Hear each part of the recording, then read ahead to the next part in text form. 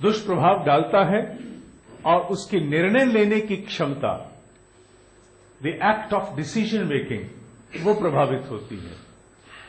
बहुत बार हम बहुत से लोगों को समझाते हैं, वो हमारे सामने अनुमोदन भी देते हैं, हां भी करते हैं, लेकिन जाकर के जब वास्तविक निर्णय लेते हैं वो कुछ का कुछ हो जाता है। ये क्यों होता है? क्योंकि विज्ञान में कोश से उठ करके संस्कार का दुष्प्रभाव उसको अंतिम समय पर निर्णय लेने की क्षमता को प्रभावित करके कुछ के कुछ निर्धारण को पलट के कुछ का कुछ और ही करवा देता है। इस विषय पर जितना अधिक कहा जाए उतना कम है, लेकिन एक बात तो पक्की है, हर जीव जानता है मुझे मेरे भीतर किस प्रकार का विशेष भय सबसे अधिक त्रस्त करता है। ये बात तो सच है, क्योंकि मैं उपनिषद की चर्चा तो तीसरी कड़ी में करूंगा, हालांकि उसका वाक्य अकाट्य है कि जहां मनुष्य को, उसका भाव में दे रहा हूं, वाक्य पूरा नहीं, जहां मनुष्य को जिस चीज के साथ मोह होता है उसके खोने का भय भी उतना ही प्रगाढ़ होता है। कुछ खो जाए, यह सबसे बड़ा कारण है जो भय की उत्पत्ति करता है। वो चाहे पदार्थ हो, संपत्ति हो, अवस्था हो, यश हो, या कोई प्रिय अपने आसपास के इष्ट लोग हों। ये खोने का भय चाहे किसी बात का भी क्यों ना हो, मनुष्य को सबसे अधिक दुष्प्रभावित करता है। उपनिषद की चर्चा तो अगली बार, लेकिन आज जो हम लोग विशेष रूप से इन 30-35 मिनट में जिस विषय की हम लोग चर्चा में आज यहां इकट्ठे हुए हैं, वो है कि इसका प्राचीन भारतीय मनीषा ऋषियों के अनुरूप भय से, वो जो संस्कारों में आ गया है, जो गहरे में है, जो दिखता नहीं है लेकिन मुझे त्रस्त करता है, उसकी जड़ें मैं कैसे टटोलूं और उसे किस प्रकार से उसका मैं निदान करूं, ये जानना बहुत आवश्यक है। और इसके लिए दो ऐसे उपचार हैं जिनसे आप भय को निर्मूल कर सकते हैं। एक उपचार मैंने जीवन में स्वयं अपनाया है, and it has worked like a magic to me. दूसरा उपचार मैंने उस काम के लिए तो नहीं किया, किसी और कार्य के लिए किया, अर्थात भय के निदान के लिए तो नहीं किया किसी और कारण के लिए, लेकिन उससे भी भय पर बहुत अंकुश लगता है, ऐसा मैंने पढ़ा है। क्योंकि ये ज्ञान जो मैं बांटने जा रहा हूं अनुभव का तो है, लेकिन ऋषि से प्राप्त है, क्योंकि ऋषियों ने ही अपने अनुसंधान में इन तथ्यों को जाना, अनुभव किया और फिर हमारे लिए एक पाठ्यक्रम के स्वरूप में प्रस्तुत किया। तो ये चर्चा ना आगे बढ़ाते हुए कि किसको किस प्रकार का भय होता है, हम सीधे वहां चलते हैं जहां से भय के उपचार की बात आरंभ होती है। क्योंकि विशेष रूप से भारत में और जहां जहां मेरे कार्यक्रम होते हैं, अभी तक हिंदू विचारधारा से जुड़े हुए लोग अधिकांशतः इन कार्यक्रमों में आते हैं, जबकि प्राय सभी धर्मों में उनके यहां कोई न कोई ऐसा इष्ट अवश्य है जो भय को निर्मूल करने में सबल माना जाता है। तो क्या केवल हिंदू धर्म का ही आधिपत्य है? ऐसा नहीं है, लेकिन क्योंकि मेरी पृष्ठभूमि हिंदू आस्था से आती है, इसलिए जिस उदाहरण की, जिस उपचार की मैं चर्चा करने जा रहा हूं वो उसी पर आधारित है। प्रयोग बड़ा सीधा सा है, आप भी उसे मेरे साथ साथ यहां कर सकते हैं, अभी कर सकते हैं। आपको भय है कि नहीं है, आवश्यक नहीं है, लेकिन प्रयोग करके आप उस आत्मविश्वास को अनुभव कर सकते हैं। और मैं ये सत्य कहता हूं, ये बात मैं अपने मुंह से निकालने से पहले 1000 बार सोचता हूं कि मैंने आज तक जो किया, क्या उसको स्वीकार करके कहा, अन्यथा नहीं। मेरे 80% लेक्चर में यही कहा जाता है कि मेरा पढ़ा ज्ञान है, मेरा अनुभव का ज्ञान नहीं है। 20% लेक्चर में संभवतः मैंने कहा होगा मेरे अनुभव का।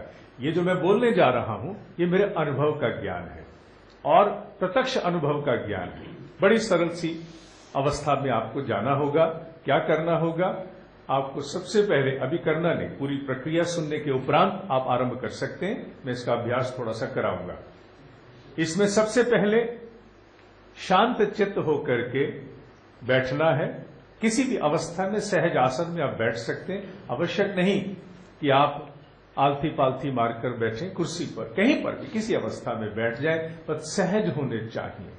कोई भी अन्य कारण आपकी उपस्थिति नहीं मांगे, चाहे वो टेलीफोन ही क्यों ना हो। बैठ करके और अपने श्वास को बाहर निकालने का प्रयास करना है। हर समय अपने पेट में कुछ न कुछ श्वास संधारण किए रहते हैं। कुछ न कुछ श्वास की मात्रा हमारे भीतर हमेशा होती है। आवश्यक नहीं कि सांस लें फिर फेंकें। बिना सांस लिए भी आरंभ करके हम सांस को बाहर निकालना, पेट को सिकोड़ना, नाभि को भीतर खींचना अर्थात श्वास को बाहर निकालना हम शुरू करें। कुछ ही पलों में ये कार्य हो जाता है। कितने पल लगते हैं?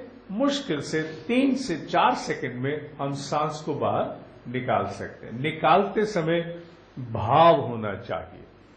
आज के इस लेक्चर में मेरी गति थोड़ी धीमी विशेष रूप से इसलिए है क्योंकि मुझे विधि सिखानी है, सूचित नहीं करना है। पेट को सुकोड़ते हुए श्वास को बाहर श्वास निकालते समय एक भाव सशक्त रूप से मेरी नासिका से भीतर के काले बादल बाहर छूट रहे हैं। कौन से काले बादल? इसकी चर्चा पर जाने की अभी आवश्यकता नहीं है। और जैसे ही बाहर चला जाए उसके उपरांत अब श्वास को भरना है। धीरे धीरे सांस भरेंगे, गहरी सांस भरेंगे, कुछ पल रोकेंगे और रोकने के उपरांत फिर उसको छोड़ेंगे।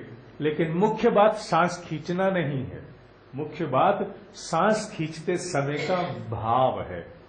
आपने हनुमान जी को तो देखा ही है, विशेष रूप से यहां क्योंकि मेरे समक्ष लगभग प्राय सभी हिंदू आस्था से जुड़े लोग बैठे हैं, तो कोई ये नहीं कह सकता कि I am sorry I am not aware who Hanuman is. तो हनुमान के विषय में सब परिचित हैं, उनके स्वरूप के विषय में हम सब परिचित हैं, उनके उस समर्पण भक्ति इत्यादि से हम सब परिचित हैं, उनकी मर्यादा उनके अनुशासन से हम सब परिचित हैं, उनके बल से भी हम सब परिचित हैं। हनुमान कभी किसी काल में कोई व्यक्ति रहे होंगे कि नहीं, ये मैं नहीं जानता, ना मेरा इस पर अधिकार है क्योंकि बात हजारों साल पुरानी है। कहने वाले ये भी कहते हैं कि पृथ्वी की नहीं कहीं और की घटना ना हो, लेकिन घटना सत्य है। लेकिन एक बात सत्य है जिसको मैं अनुभव से कह सकता हूं, और वो अनुभव ये है कि हनुमान किसी व्यक्ति के रूप में जन्म ले पाए कि नहीं, आई हैव नो आइडिया, दो आई बिलीव इट। लेकिन इतना मुझे मालूम है कि हनुमान एक भाव है जो पूरे वातावरण में व्याप्त है। जिस प्रकार पूरे वातावरण में ऑक्सीजन है, नाइट्रोजन है, कार्बन डाइऑक्साइड है, उसी प्रकार सिलिका है, अनेकों तत्व पूरे आकाश में व्याप्त हैं। ठीक उसी प्रकार भाव रूप में भी ये सारी देव शक्तियां हमारे आसपास हमारे मंडलों में व्याप्त है। जिसकी भाव की स्थिति होगी उसी की मूर्ति बनाना संभव है। जो भाव में नहीं आ सकता उसकी मूर्ति नहीं बन सकती।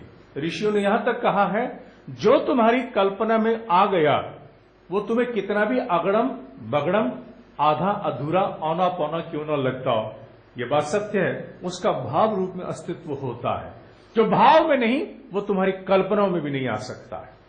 अगर स्टार ट्रैक जैसी मूवी में हम लोगों ने किसी अन्य लोक, किसी अन्य जगत, अंतर्ग्रही जीवन की हमने कल्पना की, हमने उनकी आकृतियों की कल्पना की, उनके यान की कल्पना की, तो वो कल्पना स्वतः मनुष्य के पास नहीं आ सकती, क्योंकि यहां सब कुछ साझा भी है और सच पूछो तो उधार का भी है। यहां अपने नगद का कुछ नहीं है। We borrow each and everything. ये सांस भी हमारी उधार की है जो आकाश से हम लेकर के अपना जीवन आगे बढ़ा रहे हैं, और भाव भी उधार का है। इसलिए ये बात इसलिए कर रहा हूं, ये पुष्ट करने के लिए, क्योंकि अगर हनुमान की आकृति का हम भाव करते हैं, अगर उसकी अवस्था नहीं होगी तो वो भाव भी जन्म ले नहीं सकता। उसकी अवस्था है और वो पूरे मंडलों में व्याप्त है। आप केवल अपनी फ्रीक्वेंसी को ट्यून करते हैं। एफएम पर कई चैनल्स होते हैं, जिस चैनल पर आप सुई ले जाते हैं वो प्रकट होने लगता है, वहां का समूचा जगत आपके सामने खुल जाता है। भौतिक विज्ञान ने ये बातें सूक्ष्म विज्ञान से सीखी हैं। We also attune, we tune in to certain specific frequencies in order to manifest them. उन्हें हम अवतरित करने की दृष्टि से हम उनके साथ ट्यून इन करते हैं। तो हनुमान की फ्रीक्वेंसी के साथ हमें ट्यून इन करना है। ये बात मैं कल्पना से नहीं बोल रहा हूं, क्योंकि अंधविश्वास से मैं कोसों दूर हूं। I don't believe in that. हाँ, लेकिन जो सार्थक विश्वास है, जिसका आधार है, उसकी चर्चा मैं करता हूं। विज्ञान का विद्यार्थी होने के नाते इस बात का हमें हमेशा ध्यान रखता हूं। हनुमान की सत्ता को अनुभव करना है, और सत्ता को अनुभव करने के लिए we simply have to give ourselves a small belief कि इस पूरे मंडल में, इस पूरे मेरे वातावरण में हनुमान बसे हुए हैं। जब भक्ति योग की चर्चा होती है, सच तो यह है कि जहां ज्ञान योग रुकता है, वास्तविक भक्ति शुरू ही वहीं से होती है। ये बात तो सच है, लेकिन भक्ति हर एक के बस की नहीं है। कारण ये है क्योंकि जिसे वास्तविक भक्ति कहते हैं, कट जाऊं मर जाऊं तब भी तेरा, ये बात सामान्यतः मुंह से निकल ही नहीं सकती है। ये निकलती तब है जब बुद्धि अपने आप को थका चुकी होती है। तो ज्ञान योग का जो चरम है वो भक्ति के रूप में मनुष्य को प्रसाद में मिल जाता है। ये बात सच है, इस पर आर्ग्यूमेंट की आवश्यकता है। उसी भाव को सशक्त करते हुए इस पूरे मंडलों में हनुमान की आभा, उसकी ऑरिक वैल्यू, उसकी अवस्था को अनुभव करके और खींचते समय एक श्वास में भाव बनना है। ये बनना है कि मेरी नासिका के भीतर जाने वाली वायु में हनुमान की आभा अवस्था संव्याप्त है, घुली हुई है। I am breathing in now. Hanuman के तत्व को मैं सांस के द्वारा अपने भीतर खींच रहा हूं, अपने भीतर भर रहा हूं। ये भाव जितना दृढ़ होगा, धीरे धीरे वो श्वास भीतर जाएगा, छाती थोड़ी चौड़ी होगी। क्योंकि हनुमान जब स्ट्रेंथ आती है तो मनुष्य में उसके शरीर की प्रतिक्रिया देता है, कमर सीधी होती है, सबलता आती है, छाती आगे को आती है, भीतर एक तेजस्विता, ओजस्विता का अनुभव होता है। और आपने श्वास भीतर धारण की और भाव सशक्त कि मैंने हनुमान के तत्व को धारण कर लिया। I have absorbed the essence of Hanuman into me. और श्वास को थोड़ी देर रोकना। कितनी देर? जितनी देर आपके पूते का हो। इसमें जिद नहीं है, इसमें कोई लड़ाई नहीं है। हो सकता है आप सांस को 5 सेकंड से अधिक ना रोक पाए। Be there for 5 second.